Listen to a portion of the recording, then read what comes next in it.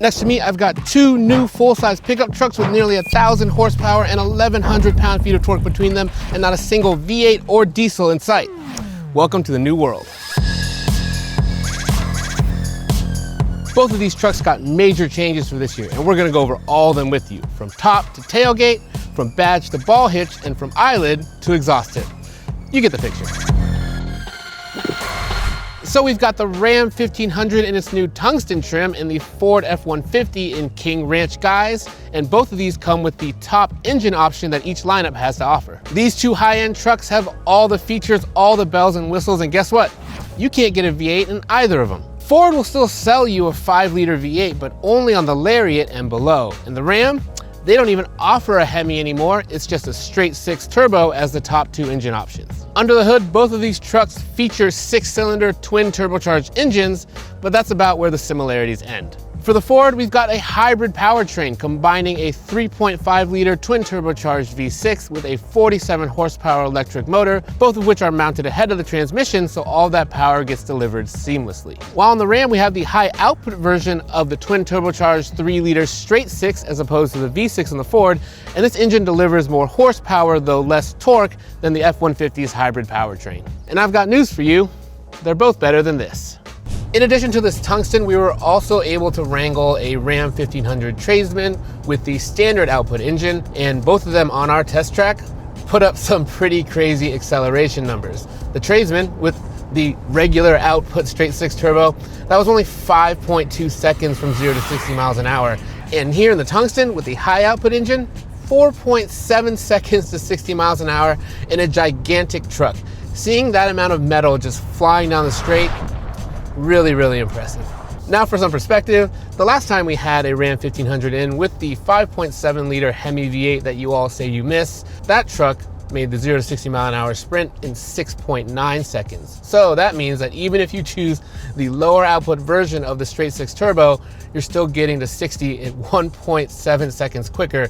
And that is a massive gap and a huge endorsement of these new engines. On the rear suspension, the Rams have an independent coilover suspension. And while that might mean some compromises when it comes to things like towing or payload, on the street, it means that it drives pretty much better than any other full-size truck out there. There's a connectedness between the front and the rear suspension, so you don't actually feel like you're dragging the bed around. It sort of drives like one cohesive unit, and the ride quality is just head and shoulders above what you're gonna get from Ford, Chevy, or even Toyota. Now, if you want to hear more about our impressions from driving this very impressive Ram, be sure to check out our first drive video where we go a little bit more in depth. But the gist of it is, it's a great driving truck, and we'll see what the Ford does. Unlike the Ram, this isn't a new powertrain. This is one they've had a lot of experience with because it's the same one that's in our long-term Ford F-150 hybrid. We like it in that truck. We also really like it in this truck. You're not gonna get quite the same amount of speed that you're gonna get out of the Rams. This was only 5.9 seconds to 60 at our test track only, but still, for a full-size truck, that is pretty quick. And the good news is that in this refresh, Ford has made it easier to go hybrid than ever before. Now you can get this powertrain for the same price that you would pay for the upgraded 3.5 liter EcoBoost V6. So you're basically getting a hybrid upgrade for free, you're getting more power, you're getting better fuel economy. It's kind of a no-brainer at this point. And of course, in this F-150 hybrid, you're gonna get better fuel economy than we got in the Ram. So that only has an EPA estimated 17 miles per gallon combined, and the Ram also requires premium fuel. While here in the F-150 hybrid, it takes regular gas and gets 23 mpg combined, better in both ways. So while the Rams have the advantage when it comes to going, the Ford definitely feels better when it comes to stopping. It had a shorter braking distance, and the other thing that Ford really nailed with this hybrid is the blend between the regenerative and the physical brakes. It's very difficult to detect even where one starts and the other ends. The Ram has excellent ride quality, as we went over before, and the Ford, not quite as good. That's not to say that it's bad, it just feels a bit more like a truck. So as you're driving down the road, things are a bit floatier, a bit bouncier, and it just doesn't feel quite as planted. I think that the steering and sort of handling feel between the two is pretty close, but the Ram is definitely more comfortable. When it comes to the going, advantage Ram. When it comes to the stopping, advantage Ford. And that's why both vehicles end up with an 8.0 in the how it drives category. While we're behind the wheel, this also seems like a good place to kick off the technology section, because for us, technology doesn't just include in-cabin technology, it also includes safety technology. Now, these two trucks very similarly align when it comes to safety features. Both of them got adaptive cruise control, both of them got lane keep assist, blind spot warnings, surround view cameras, all that good stuff. But what both trucks also have that we were eager to test out are level 2+ hands-free driving systems. And that means that when you're on closed highways, essentially with on-ramps and off-ramps, that you're able to go hands-free. Both of these systems are quite similar. They each cover around 150,000 miles of mapped highways in the US, and they'll execute lane changes automatically when prompted by the driver via the turn signal. But Ram's hands-free drive assist seems to work a little better than Ford's Blue Cruise. It has fewer random shutoffs that require you to retake control of the wheel, and it does a better job of staying in its lane. There were a few occasions where the F-150 actually crossed over into another lane, and that's a disconcerting thing to witness with your hands off the wheel. So far we've highlighted little differences between these systems, but there is one big advantage that the Ram has that we really do need to talk about, and that is price. So for Blue Cruise, Ford will give you 90 days of promotional period, but then after that, you're gonna have to pay for a subscription to use the service, and that costs $2,100 for 3 years, or $800 a year. In the Ram though, if you get it for free for 3 years, and Ram says they're going to charge a subscription after that, but they haven't announced how much it costs. And that's just a giant delta in cost when it comes to these systems. And it's also worth mentioning that Ram is kind of the only automaker that does this. Super Cruise, GM's hands-free system, also charges a subscription, and that new Mercedes Level 3 system, that's gonna be real expensive as well. So if you're looking to go hands-free, it's gonna cost you, unless you're in the Ram. Check out this screen and even this screen over here, and you look at all of that screen real estate and you would think that the Ram has an advantage over the Ford when it comes to in-cabin technology, but that's really not the case, and that's because this system suffers from a big problem, and that is that it's kind of a pain to use. Uconnect used to be out on the forefront of these infotainment systems, but now everything else has passed its by, and Uconnect hasn't really innovated in a while. And as such, here, even though this 14.5-inch portrait-style screen is bigger than what you're going to get in the Ford, it's laggy, it's difficult to use, the menu structure doesn't really make sense. You are going to get wireless CarPlay and wireless Android Auto, and CarPlay here, great. However, if you, like me, are an Android user, we get boxed into a much stickier situation, and Android Auto only takes up about the top third of this screen, so it's a really tiny and poor user experience there as well. Now, there are a few things that the Ram does do well when it comes to technology. The first is that the available Klipsch audio system is quite good, and the second is that it has more charging options than the Ford does. So down here, you get not 1, not 2, not 3, but 6 different USB ports, and you even get a wireless charging pad that could charge 2 phones at the same time. That's a lot more charging power than you're gonna get in the Ford. Here in the Ford, a 12-inch screen, and that's smaller than what you're gonna get in the Ram, but it's much easier to use. The menu structure, it's a lot more intuitive. Everything makes a bit more sense, and for Android Auto, a much better experience as it takes up the whole screen as God intended. Another thing we like always having a dedicated camera button, and hitting this, you get this nice surround view monitor view. And as you can see here in the Ford, it's much higher resolution and appears larger on the screen. The Ram was kind of stuck in the top. Here it takes up the whole screen, and of course you get a variety of camera views, whatever fits your fancy as well. The nice thing is that in this refresh, no matter what Ford F-150 you get, they're all going to come with a 12-inch screen up here, and that's much better than you're going to get in the base models of the Ram. Those things come with a pretty dinky little screen that feels very tiny in comparison. So that's another advantage here for the Ford. Although you don't get the same flexibility and charging options, just a single wireless charging pad and 2 USB ports up here, 2 more in the center console. You could probably plug in more devices in the Ram, but overall technology in the Ford is easier to use, and that's why it ends up with a slight advantage in this category with an 8.5 versus an 8 in the Ram. And I'm here to tell you that this Ram, really comfortable seats. Tons of adjustments. I think this tungsten trim 24 different ways to adjust these front seats. They also have massage features, heating and ventilation for both the front and second row, and the luxuriousness stretches past the seats. Just look at this interior. This is the only interior color scheme you're gonna get on the Tungsten. It is something called indigo and sea salt. So you have the sea salt here, the indigo and the deep blues, and everywhere you look on this interior, everything just really feels and looks quality. From this tungsten badge with this nice 3D detailing here on the center console. This is real carbon fiber up here, whether or not that you really want carbon fiber, you get it and it's real. It's not even like a plastic kind of insert. Just leather everywhere that you want to touch. This is real American luxury, and you get it in a full-size pickup truck. The nice thing about these full-size trucks these days, for families especially, is that you get a ton of room here in the back seat. So in both the Ford and here in the Ram, tons of leg room, tons of headroom, really big cabins. Easy to load in a car seat, but it can be a bit hard to install them because these trucks are not quite designed for families, even though a lot of them do use them. Up here, you've got these sort of like straps that serve as upper latch anchors. So even though there's a lot of room to maneuver a car seat, getting it fully installed, not the easiest thing in the world. We've moved from the luxurious trappings of the Ram into something less luxurious, but still quite nice here in the Ford. So the Tungsten is the Ram 1500's top trim level, and this King Ranch is tied for the top trim level that you're gonna get in the Ford. It actually starts at the same price as the Platinum, and then on the Platinum though, you can add on this Platinum Plus package and makes it even more luxurious. However, even with that package added on, the Ram is still above it in terms of materials and overall quality. Ram still makes the best truck interiors, we think, of anyone in the industry, and Ford just doesn't quite reach those heights, although this King Ranch is about $12,000 less than you're going to pay for that Tungsten, and for that money you're still getting a very nice interior, plenty of leather around, build quality still feels good. And the way that the Ford strikes back is that when you get down to the lower trim levels, it actually generally offers more equipment than you're going to get in the Ram, and that is how these two end up with the same interior score, because the lower trims of the Ford are higher, even though the higher trims of the Ram are higher still. The back seat here in the Ford, also spacious like you're going to find in the Ram, and we're also going to find back here is the one thing that really sort of shows the difference between the interiors of these two trucks. So if we look at the Ram, its center armrest for the back seat, when you fold it down, it's got quilted leather, it's got a storage bin, it's got two nice cup holders with little rubber things to help keep things in place. And here in the Ford, the fold down center armrest is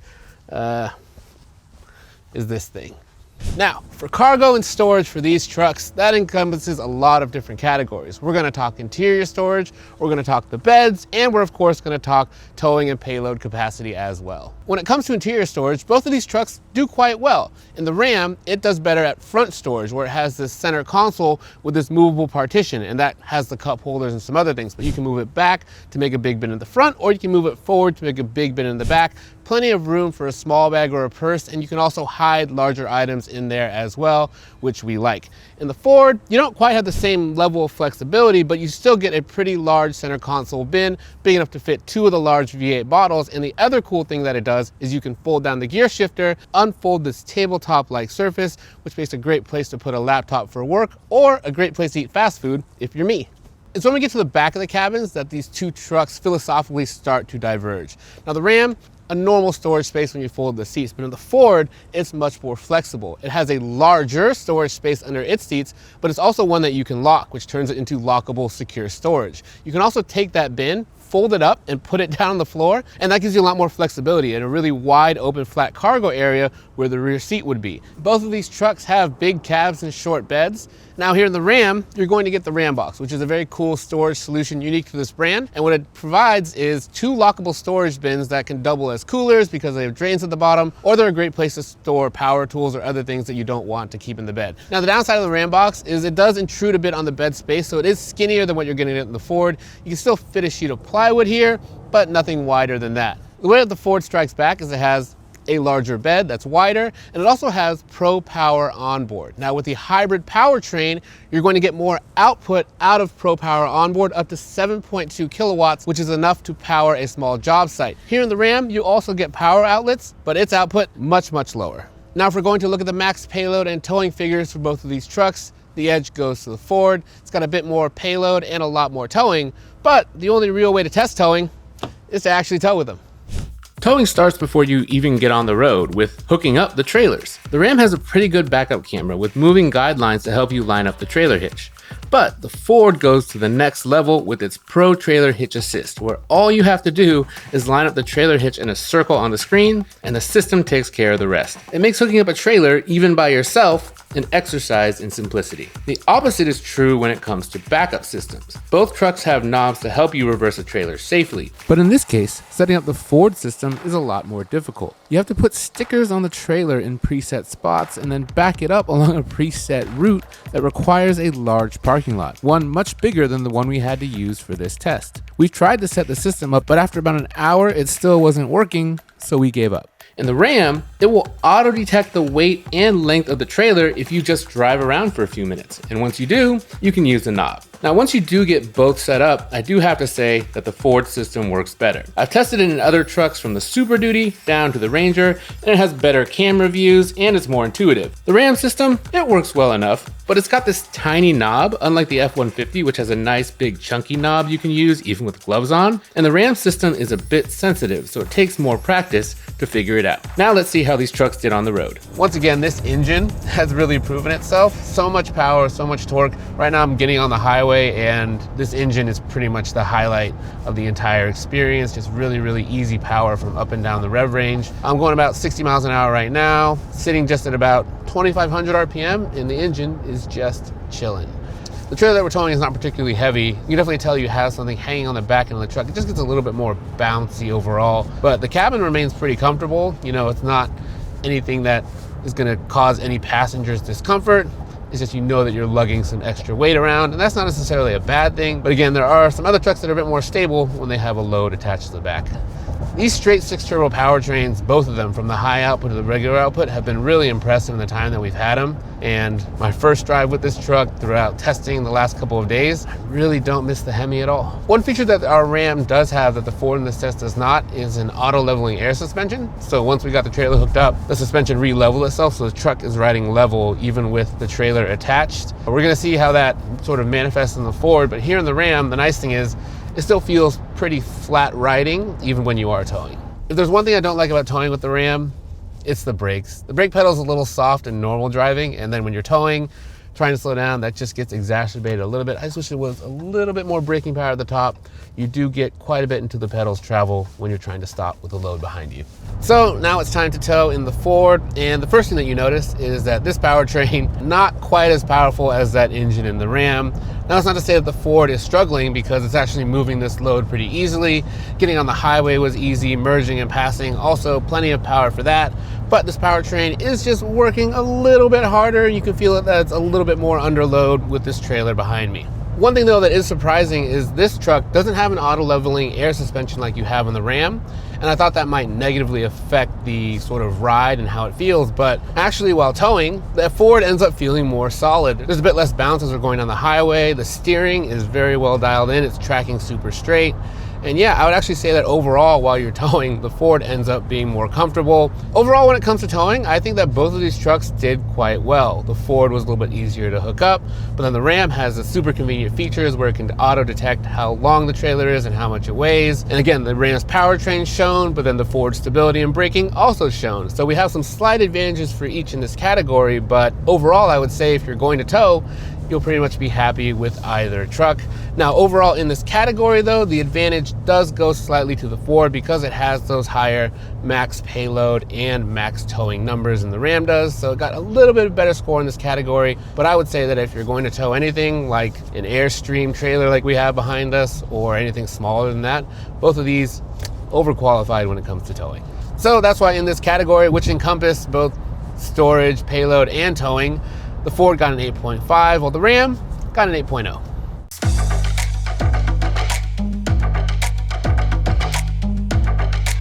So after all of that deep diving, driving, towing, and testing, we finally come to this. It's time to share the overall Edmunds rating for both of these trucks. And for the Ford and the Ram, they both get an 8.1. While that might feel like a bit of a disappointing result for these two big, hairy American winning machines, the more that I stop to think about it, the more it kind of makes sense. And that's because each truck excels in different ways. The Ford is the truck that is built with work in mind. Its rear suspension means that it's less comfortable on the road, but it felt more stable when we were towing, and it's got great features like Pro Power onboard that would help you power any job site. So this is clearly the choice if you're gonna pick up a truck for work. But where the Ram is good is when it comes to play. It's more comfortable, it's got that great interior that has real wow factor, and that engine, I just can't get enough of it. It's much quicker to 60, and it feels really, really substantial on the road as well, and I think it looks a lot better too. For me, the choice is easy. If I was gonna take one home, I'd be going home in the Ram. I love that interior. I love how comfortable it is to drive. And I also love the fact that it's a giant truck that can go from 0 to 60 miles an hour in just 4.7 seconds. And it sounds great doing it. But in the end, I don't think either truck's gonna miss the V8.